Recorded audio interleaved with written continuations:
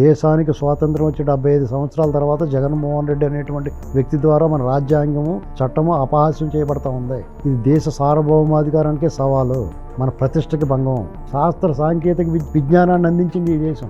అలాంటి చోట ఇలాంటి పరమ పోరంబోకు దొంగోడు బందిపోడు దొంగ దండుపల్లి బ్యాచ్ వాళ్ళ ముఠా నాయకుడు ఈ రకంగా యథేచ్ఛగా సంచరిస్తున్నాడంటే ఇది ఎవరి ప్రతిష్టకి భంగం. ఒకసారి మన దేశం గురించి ఉప్పొంగి గర్వంగా 3 రంగుల జెండా సాల్యూట్ చేసేటప్పుడు ఇటు ముఖం కనపడుద్ది. అతని విషయంలో కోర్టులు, దర్యాప్తు సంస్థలు, ప్రభుత్వాలు, మేరు నగధీరులు, వీరుడు సూర్యులు అనుకున్న పాలకులు అందరూ అవుట్. ఓకే, ఏంటి దేనివల్ల? ఇది సమస్య మూలం ఏంటి? అక్రమార్జన, అంతులేని సంపద, ధనం మూలం ఇదం జగత్తు. ఇంధనం, మనిషిని నడిపించే ఇంధనం ధనం, అది పనిచేస్తుంది.